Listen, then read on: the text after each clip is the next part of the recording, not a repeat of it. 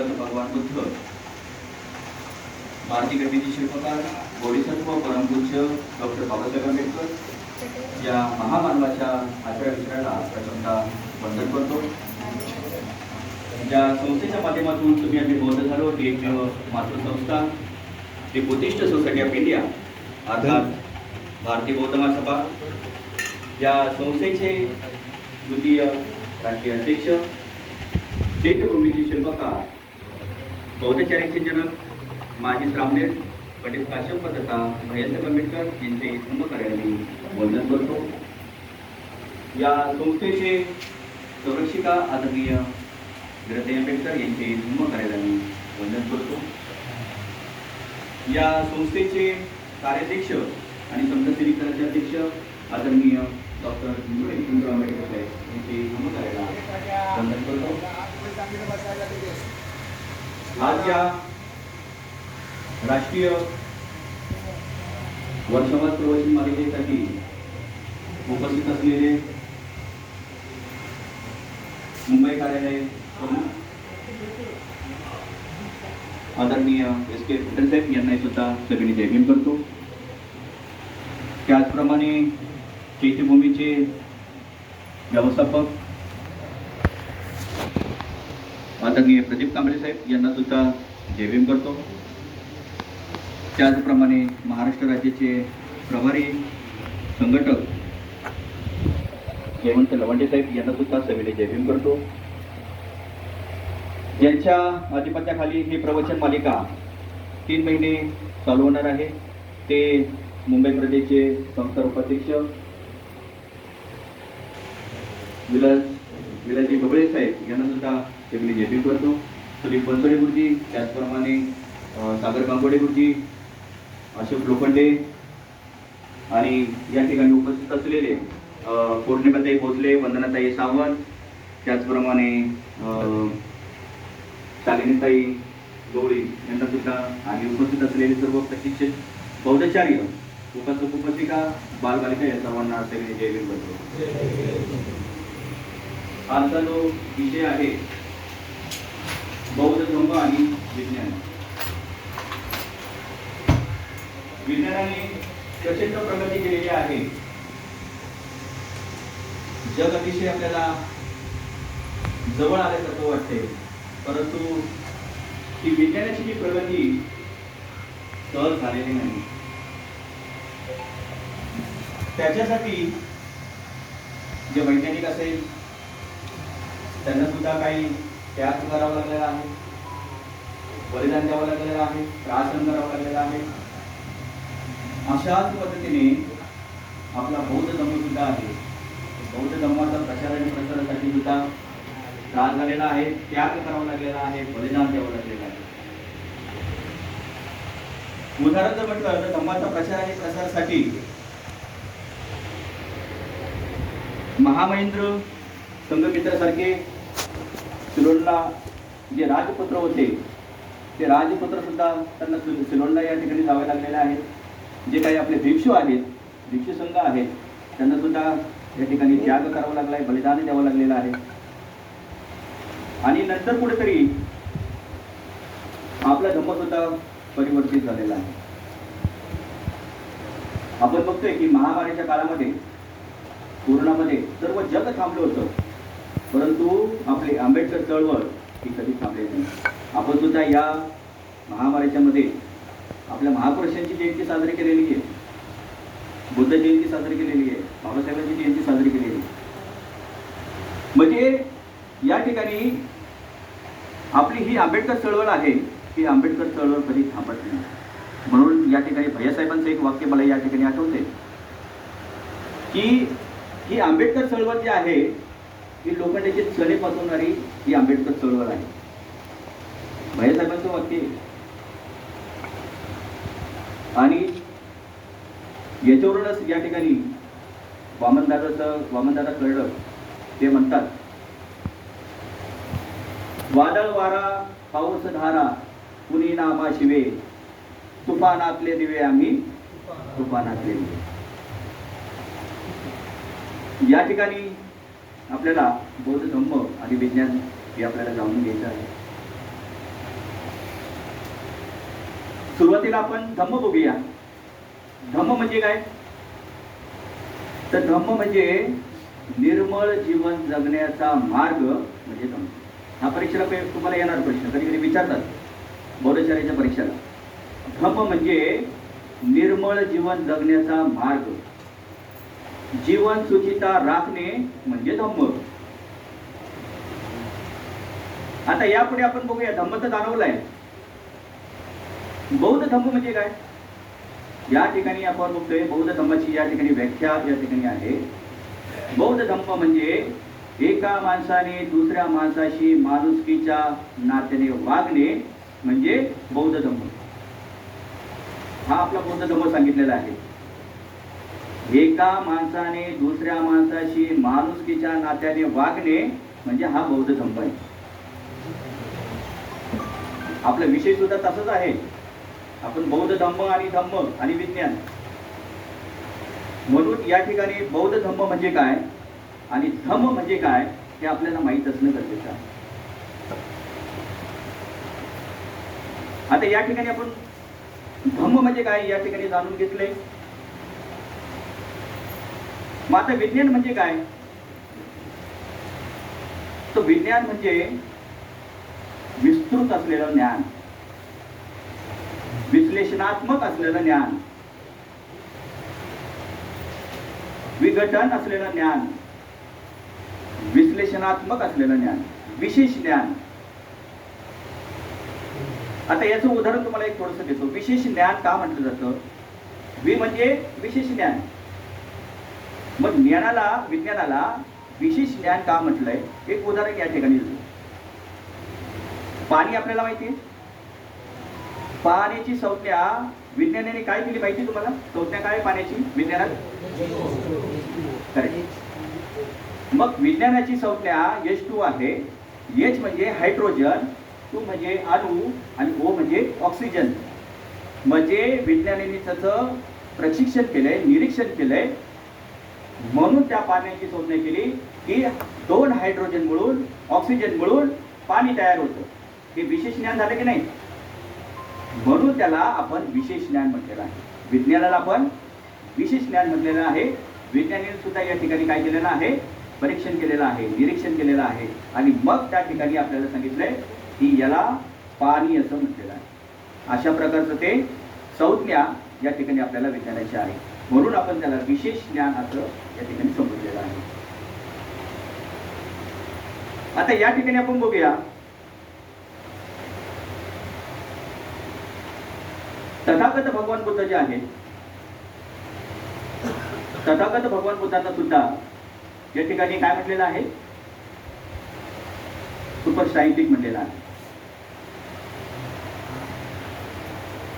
Oxford university जी आहे त्या Oxford युनिव्हर्सिटीने ठरवलं की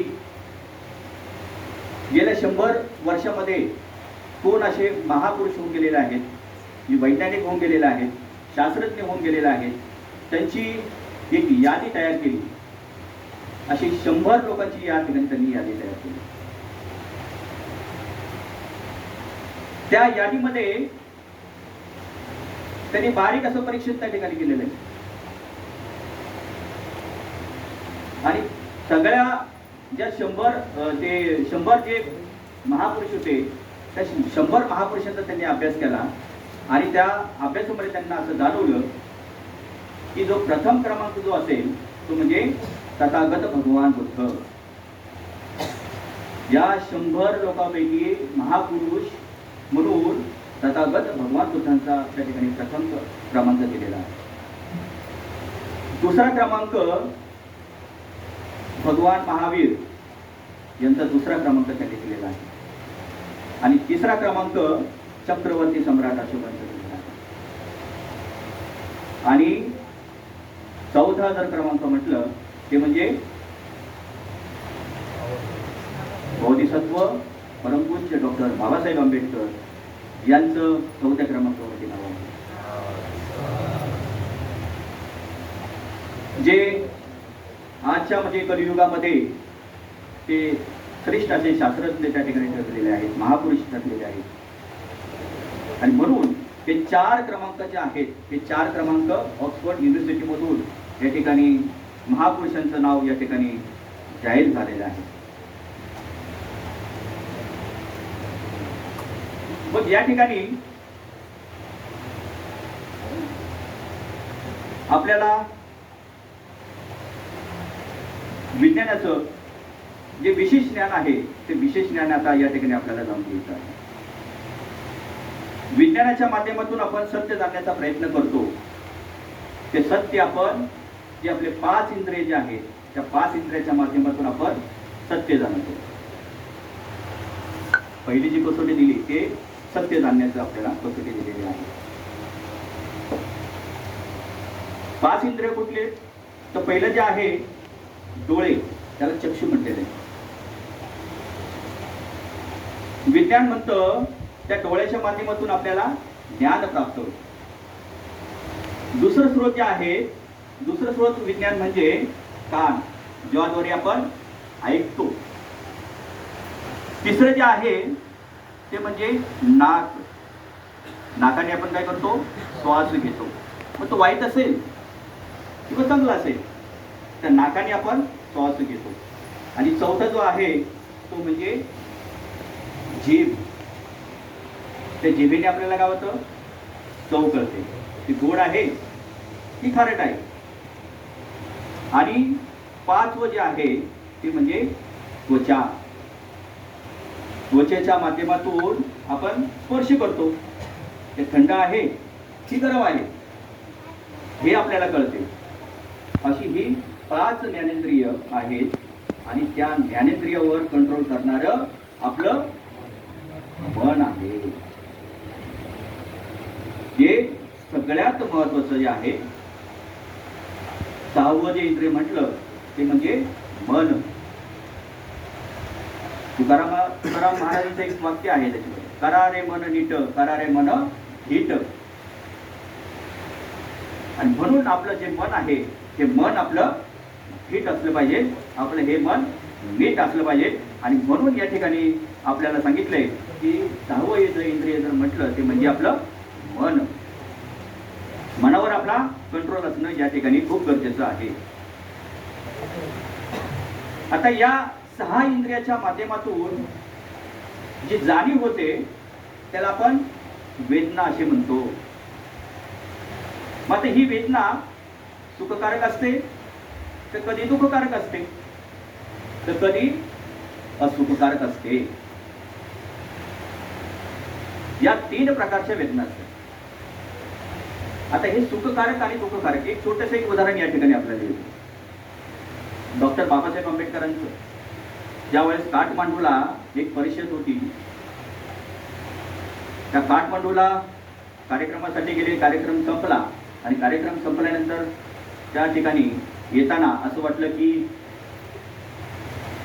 ज्या आपल्या 4 घटना आहेत, म्हणजे लुंबिनी ज्या ठिकाणी तथागत भगवान बुद्धांचा जन्म झाला, त्यानंतर बोधगया ज्या ठिकाणी तथागत भगवान बुद्धांना ज्ञान प्राप्त झालं, तिसरं म्हणजे जे पहिलं धम्मचक्र त्या ठिकाणी फिरवलंय ते सारनाथ, ज्या 5 भिक्षूंना त्या ठिकाणी पहिलं आपलं ज्ञान प्राप्त झालेलं ते ज्ञान त्या ठिकाणी त्यांनी सांगितलेलं आहे ते सारनाथला.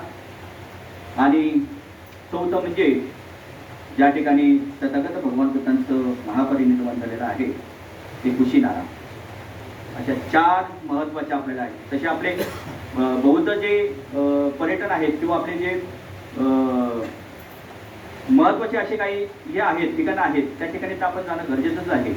परंतु बाबासाहेबांना असं वाटलं की त्या ठिकाणी आपल्याला तथागत भगवान बुद्धांचं त्या ठिकाणी अभिवादन करण्यासाठी जाणं गरजेचं आहे. तर त्या ठिकाणी भगवान बुद्धांचा एक मोठा पुतळा आहे जो मल्ल यांनी बनवलेला आहे. सोन्याचा मुलामा त्या ठिकाणी दिलेला आहे त्या मूर्तीला. त्या मूर्तीला त्या ठिकाणी भेट देण्याची त्यांची इच्छा झाली. त्याच ठिकाणी एक विहार आहे, त्या विहाराला सुद्धा त्यांना भेट देण्याची इच्छा झाली. परंतु बाबासाहेबांना आपल्याला तर माहितीच आहे की काही आजारांनी नंतर त्यांना त्रासलेलं होतं, जसं गुडघेदुखीचा त्रास असेल किंवा शुगरचा त्रास असेल, हा त्रास त्यांना थोडासा जाणवायला लागला होता तिथे. आणि त्यांना अशी इच्छा झाली त्या ठिकाणी की मला तथागत भगवान बुद्धांचं या ठिकाणी दर्शन त्या ठिकाणी घ्यायचंय, मला अभिवादन त्या ठिकाणी करायचंय मला. परंतु त्यांच्या गुडघ्याच्या त्रासामुळं त्यांना ते शक्य झालं नाही आणि ते पुन्हा आपल्या हॉटेलवरती जाऊन गेले. हे मी उदाहरण याचं सांगते, सुखकारक आणि दुःखकारक.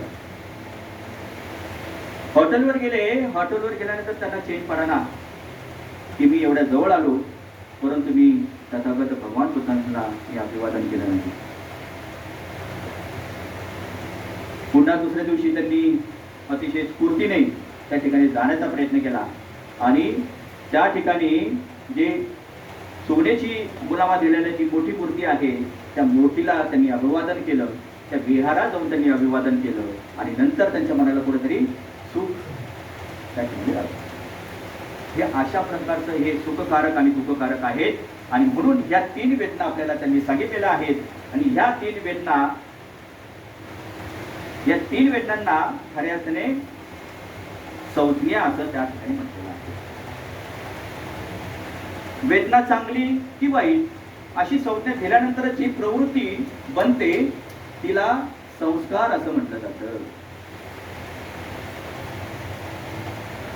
वेदना चांगली की वाईट अशी संज्ञा दिल्यानंतरच जी आपली प्रवृत्ती बनते तिला संस्कार म्हणतात.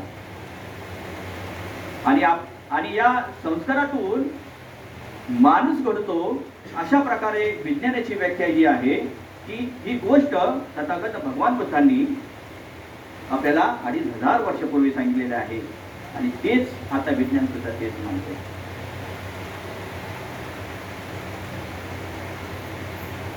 एक उदाहरण या ठिकाणी देतोय. भगवान बुद्धांना ज्ञान प्राप्ती झाली, ध्यान साधना केली. ध्यान साधना, मेडिटेशन, बरोबर की नाही? म्हणजे 2500 वर्षापूर्वी भगवान बुद्धांनी ध्यान साधना केली, मेडिटेशन केलं. त्यांनी काय होतं, मेंदूची रचना जी आहे त्या रचनेमध्ये बदल होतो.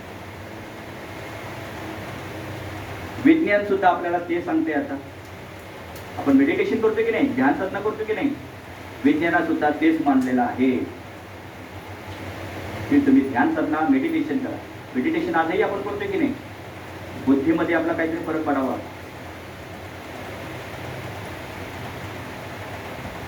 सांगायचं तात्पर्य असं की जे भगवान बुद्धांनी त्यावेळेस केले ते विज्ञान सुद्धा आता तेच करते. म्हणून या ठिकाणी बौद्ध धम्म हा विज्ञानाशी कसा सुसंगत आहे.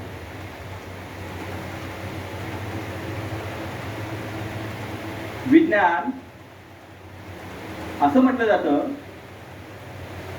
की बौद्ध धम्म हा विज्ञानावर आधारित आहे. हे खरे का कुठे? बौद्ध धम्म विज्ञानावर आधारित आहे. आपण हा म्हणताय. विज्ञान खरं म्हणायला गेलं तर हे अर्थसत्य आपल्याला सांगितलं जाते. विज्ञान आपल्या बौद्ध धर्मावर आधारित आहे. म्हणून या ठिकाणी मी जाणीवपूर्वक या ठिकाणी पहिलं उदाहरण या ठिकाणी दिलंय मेडिटेशनचं, की भगवान बुद्धांनी त्या टायमाला ध्यान साधना केलंय आणि आजही विज्ञान ते मानते. खऱ्या अर्थाने विज्ञान हे आपल्या बौद्ध धर्मावर आधारित आहे. विज्ञान हा बौद्ध धर्माचा पाया आहे, हे आपल्याला जाणीव असणं गरजेचं आहे. विज्ञान हा बौद्ध धर्माचा पाया आहे. आणि म्हणून या ठिकाणी आपल्याला कमोशी वाटलं. आता या ठिकाणी पहिली कसोटी काय आहे ते आपण बघूया. कोणताही ग्रंथ, कोणताही माणूस सांगतो म्हणून आपण तो गृहीत धराव नाही, त्याची तपासणी होणं गरजेचं आहे. आपले वाडवडील सांगतायत म्हणून ती गोष्ट खरी आहे हे आपण मानलं नाही. कोणतरी आपल्यापेक्षा मोठा माणूस आपल्याला सांगतोय की ही गोष्ट खरी आहे, हे मानण्यापूर्वी ते खरं आहे की खोटं आहे हे आपण पडताळणं गरजेचं आहे. भगवान बुद्धांनी सांगितले, मी म्हणतोय, मी बोलतोय म्हणून आपण गृहीत धरू नका. या, पहा, तपासा, त्याची खात्री करा, त्याचं परीक्षण करा, त्याचं निरीक्षण करा आणि मग ते मान्य करा. हेच आपल्याला विज्ञान सुद्धा ते सांगते की त्याचं परीक्षण करा, निरीक्षण करा आणि मग त्याला मान्य करा. आणि म्हणून ही कसोटी, पहिली कसोटी आपल्याला या ठिकाणी सांगितलेलं आहे की सत्य असत्य हे पारखून घेतलं गरजेचं आहे. तर या ठिकाणी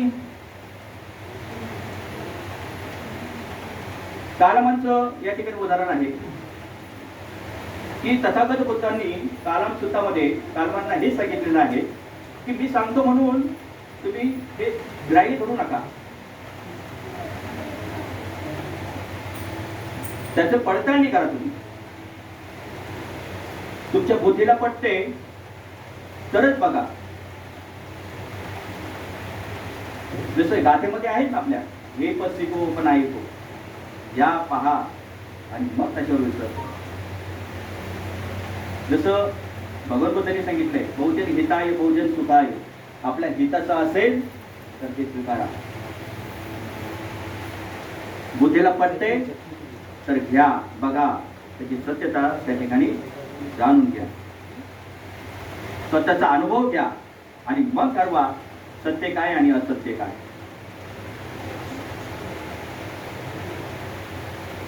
दुसरी कसोटी या ठिकाणी बघूया की विश्व हे विशिष्ट नियमांनी बद्ध असून त्याचे ज्ञान प्रयोग करा, म्हणजे सिद्ध करा. जसं ऋतू आहे, 3 ऋतू आहे आपल्याकडे, पावसाळा, हिवाळा, उन्हाळा, याप्रमाणे विश्व देखील विशिष्ट नियमाने बद्ध आहे. हेच बुद्धांनी आपल्याला सांगितलेलं आहे की कर्मानुसार सर्व गोष्टी होतात आणि हे ज्ञान देखील प्रयोगाने सिद्ध झाले पाहिजे. या ठिकाणी कर्म सांगितलेलं आहे आपल्याला. जसं तुम्ही कर्म कराल तसं तुम्हाला मिळणार. बरोबर. तुमच्यातलंच एक उदाहरण देतो. जर कोणी कोणाच्या तोंडात मारलं, थोबाडीत मारलं, तो काय करेल? त्याला शिवी देईल तर किंवा त्याला मारेल ना. म्हणजे तुम्ही जसं कर्म कराल तसंच तुम्हाला मिळणार. बरोबर की नाही? तर असं या पद्धतीचं हे कर्म आहे. जसं तुम्ही कर्म कराल त्याचप्रमाणे तुम्हाला त्याचं फळ मिळणार. तर अशा पद्धतीचं हे सुद्धा आपल्याला उदाहरण आपल्याला दिलेलं आहे. आता तिसरी कसोटी जी आहे ते म्हणजे दृष्ट शक्तीच्या बळाने किंवा प्रार्थनेतून यत्न करून विश्वाच्या कार्यकारण भावाच्या नियमात काहीही फरक पडत नाही. शक्तीच्या बळाने आपण म्हणतो ना या ठिकाणी, कुठली शक्ती आपण म्हणतो? दैवशक्ती, यज्ञ शक्ती म्हणतो ना, यज्ञ करतो आपण. तर अशा पद्धतीचं भगवत बुद्धांनी सुद्धा देव, आत्मा, ईश्वर, भूत, पिशाच्च हे सगळं मानलेलं नाही. याच्यावरती विश्वास ठेवू नका. आणि म्हणून या ठिकाणी त्यांच्या सिद्धांताच्या माध्यमातून 2500 वर्षापूर्वी त्यांनी सांगितलेलं आहे प्रतीत्य समुत्पाद. म्हणजे जेवढं तुम्ही त्याचा प्रत्यय त्याचा समप्रमाणात उत्पाद होतो यालाच आपण कार्यकारण भाव म्हणतो. कोणतीही गोष्ट कारणाशिवाय होत नाही. जगात कोणत्याही प्रकारचा चमत्कार नाही किंवा दैवशक्ती नाही. तर अशा पद्धतीचं या ठिकाणी आपल्याला चौथी कसोटी या ठिकाणी दिलेली आहे. यानंतर दुसरी कसोटी जी आहे, धम्म हा मनाच्या मांगल्यावर आणि बुद्धीच्या कसोटीवर आधारित आहे.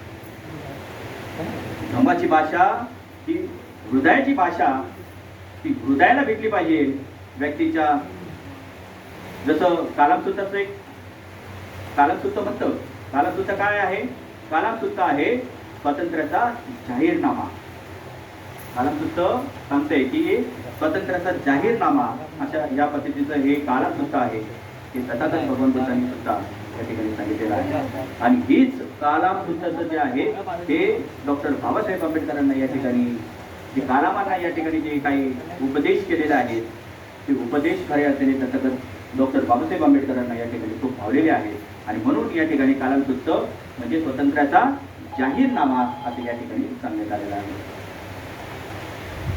यानंतर सांगितलंय की सर्वच ज्ञान आपल्याला साक्षात्काराने तपस्येने शक्तीने प्राप्त होत नसून ते बुद्धीच्या कसोटीतून प्रयोगाने सातत्याने प्राप्त होते.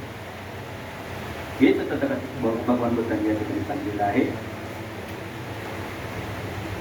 यानंतर पाचवी कसोटी जी आहे ती अज्ञात शक्ती. या जगात केवळ कृतीनुसारच सिद्धता घडविता येते. कोणतीही गोष्ट आपोआप घडत नाही हे तथागतांनी सांगितले.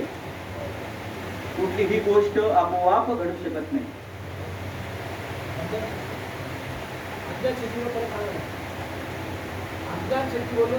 हा हा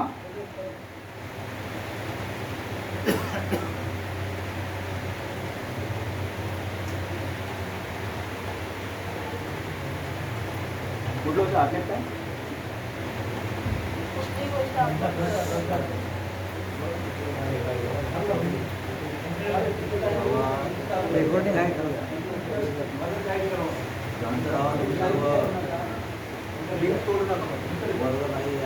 हा त्याच्यानंतर आपण बघूया.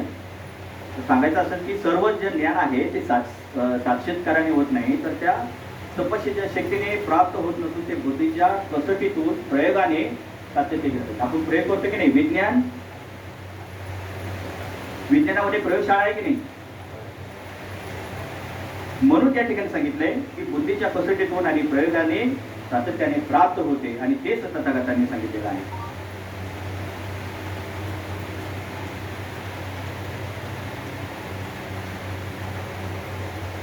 जी पाचवी कसोटी या ठिकाणी सांगितलेलं आहे. आता ते जे म्हटले की जसं अज्ञेय म्हणजे काय की अज्ञात शक्ती केवळ कृतीतून सिद्धता घडविता येत नाही तर ती आपोआप घडत नाही. ते तथागतांनी सांगितलेलं आहे. ते कसं सांगितलंय की म्हणजे एकच गोष्ट अनित्य नाही, त्याच्यात काहीतरी थोडासा बदल होत असतो. मग हा बदल कसा होतो किंवा हा बदल काय सांगितलं त्यांनी की जसं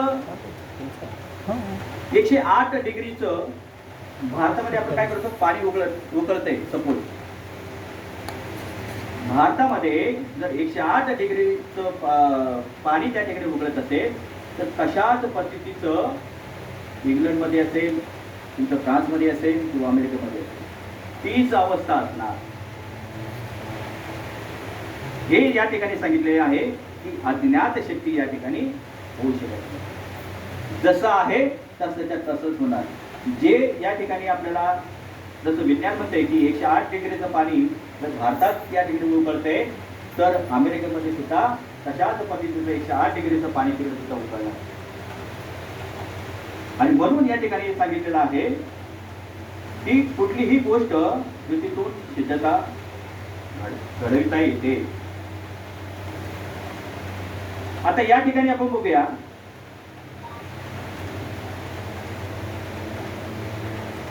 की सर्व सारखे असेल आणि त्याला बंधन नसते. आता बघा कसं आहे की काही काही गोष्टी अशा आहेत की त्याच्यामध्ये बदल करता येते. जसं की आता 108 डिग्रीचं तुम्हाला सांगितलं तसं आपण त्रिसरम पंचशील घेतो. आपण पंचशील ज्याप्रमाणे आपण मुंबईमध्ये घेतो तशाच पद्धतीनं आपल्या जे शाखा आहे दुसरी शाखा त्या दुसऱ्या शाखेमध्ये तशाच पद्धतीने आपण पंचशील घेतोय की नाही. त्याच्यामध्ये बदल करतो का आपण. तसंच हे विज्ञान सुद्धा आहे, तसंच आपला बौद्ध धर्म सुद्धा आहे. आणि म्हणून हा बौद्ध धर्म हा विज्ञानाशी कसा सुसंगत आहे हे आपण या ठिकाणी जाणलं. हे पंचशीलाचं आपल्याला या ठिकाणी उदाहरण या ठिकाणी दिलेलं आहे. पंचशील काय की चांगला माणूस बनण्याचं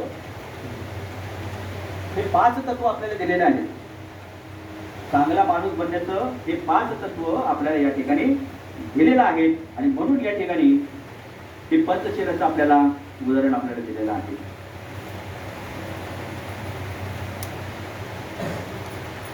आता या ठिकाणी विज्ञानाने सांगितलंय की पृथ्वी स्वतः भोवती फिरते, बरोबर की नाही? जो एक शास्त्रज्ञ होता त्या शास्त्रज्ञाने सांगितलं, कोपर्निकस नावाचा एक शास्त्रज्ञ होता, त्यांनी सांगितलं ही पृथ्वी गोल आहे आणि ती सूर्याभोवती फिरते. परंतु जे हिंदू धर्मातले जे काही लोक होते, जे धर्म मार्तंड जे होते, ते धर्म मार्तंडांनी सांगितलं की पृथ्वी ही शक्ती आहे, ही गोल नाही. परंतु जो शास्त्रज्ञ होऊन गेला कोपर्निकसने सांगितले की ही पृथ्वी गोल आहे. त्या धर्म मार्तंडांनी त्या कोपर्निकसला जिवंत झाले.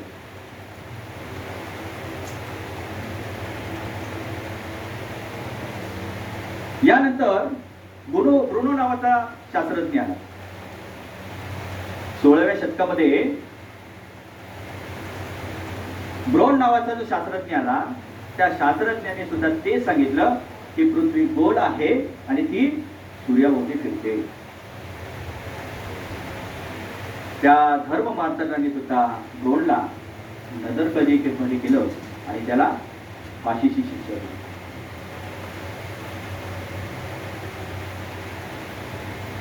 त्यानंतर 17व्या शतकामध्ये गॅलिलिओ आला. गॅलिलिओने काय केलं, दुर्बिणीचा शोध लावला आणि दुर्बिणीचा शोध लावला आणि त्या दुर्बिणीच्या माध्यमातून त्याने सांगितलं की हे ग्रह असेल, तारे असेल, हे स्थिर नाहीत, हे फिरतच असतात. परंतु हे जे धर्म मार्तंड होते त्यांनी सांगितलं की हे स्थिर आहेत, हे फिरत नाही आणि आमच्या शब्दाच्या पलीकडे तुम्ही जर जाताल तर तुम्हाला मृत्यूदंड त्या ठिकाणी दिला जाईल. मग गॅलिलिओला समजलं की बाबा या ठिकाणी आपल्याला सुद्धा या ठिकाणी शिक्षा होणार आहे. आणि तो ज्या वेळेस खाली बसत असताना त्यांनी थोडासा फुटफुटला की मी कितीही जरी सांगितलं की पृथ्वी गोल आहे, ती सूर्याभोवती फिरणार, तर ती फिरतच राहणार आणि खाली बस. ते त्या लोकांनी ऐकलं, धर्म मार्तंडांनी, त्याला सुद्धा त्या ठिकाणी शिक्षा देण्यात आलेली आहे. तर अशा पद्धतीचं हे विज्ञानासंदर्भात सुद्धा या ठिकाणी आपल्याला सांगण्यात आलेलं आहे.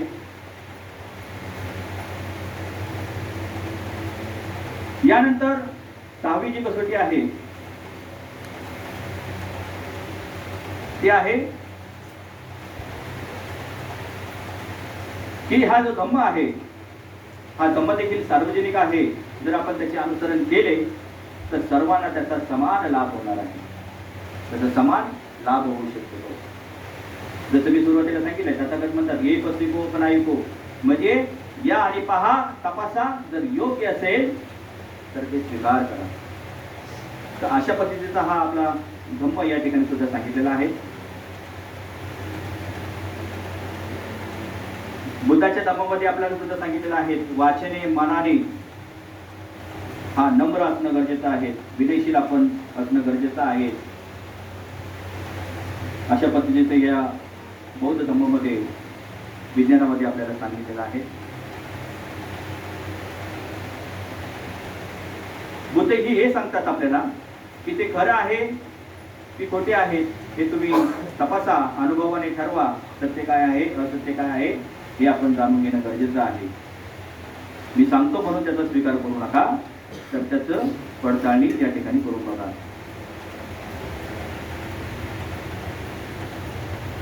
बौद्ध धम्म, जसं मी सांगितलंय की बौद्ध धम्म हा मनाच्या मांगल्यावर आणि बुद्धीच्या कसोट्यावर या ठिकाणी आधारित आहे. आणि म्हणून या ठिकाणी आपल्याला सत्य जाणणे खूप गरजेचं आहे. तर अशा प्रकारे या ठिकाणी आपल्याला सांगितलेलं आहे की कुठली गोष्ट करण्याशिवाय आपल्याला घडू शकत नाही. आणि या प्रकारे थोडक्यात आपल्याला हा विषय या ठिकाणी मी मांडण्याचा या ठिकाणी प्रयत्न केलेला आहे. जो चांगला माणूस म्हणून आपल्याला जे काही तत्व दिलेलं आहे, शिलाचार असेल, सदाचार असेल किंवा सद्गुणाचार असेल, तर अशा पद्धतीचा आपल्याला हा धम्म दिलेला आहे. धम्म तसं जर म्हटलं तर भगवान बुद्धांनी आपल्याला 3 शब्दामध्ये सांगितलेलं आहे, धम्म, अधम्म आणि सद्धम्म. तर या धम्माच्या सुसंगत असलेला हा विज्ञान आहे,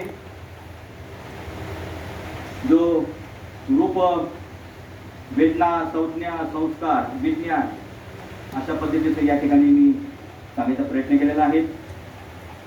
जे अनित्य, अनात्म आणि दुःख अशा प्रकारचा हा विज्ञान आपल्याला विज्ञानाशी सुसंगत असलेला हा धम्म या ठिकाणी दिलेला आहे. या ठिकाणी मी वेळेचं सुद्धा या ठिकाणी बंधन आहे, आपल्याला 9:15 वाजलेले आहेत आणि या ठिकाणी थोडक्यात हा बौद्ध धम्म आणि विज्ञान कसं सुसंगत आहे हे सांगायचं या ठिकाणी मी प्रयत्न केलेला आहे. आपल्या सर्वांच्या या ठिकाणी मंगल कामना व्यक्त करतो आणि या ठिकाणी इथेच थांबतो. नमो बुद्धाय. जय हिंद.